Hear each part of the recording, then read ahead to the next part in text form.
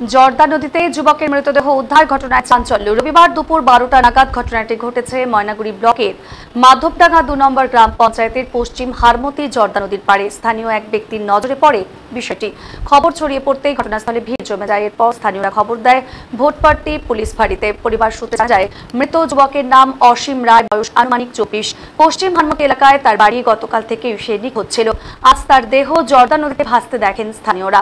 মৃতের কাকা জানিয়েছেন, অসীম শারীরিকভাবে ততটা সুস্থ নয়, মৃগী রোগ ছিল তার। পরিবারের অনুমান, তার রোগের কারণেই হয়তো তার এই মর্মান্তিক পরিণতি। এদিকে খবর পেয়ে ভোটপাট্টি পুলিশ ফাঁড়ির পুলিশ গিয়ে দেহ উদ্ধার করে নিয়ে আসেন এবং পরবর্তীতে ময়নাগুড়ি থানা থেকে দুপুর 2টা নাগাদ দেহ ময়নাতদন্তের জন্য জেলা হাসপাতালের মর্গে পাঠানো হয়।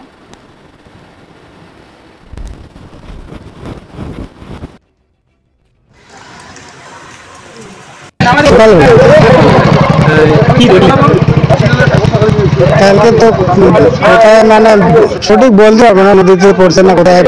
আজকে যখন পাওয়া গেল তখন বুঝলাম যে নদীতে থাকছে। কালকে বয়স 40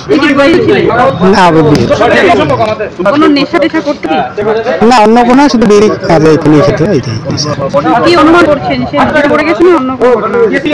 না, নদীতে পড়ছে।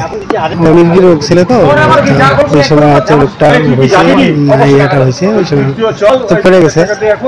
বাড়ি তো পশ্চিম হারমতি। সকাল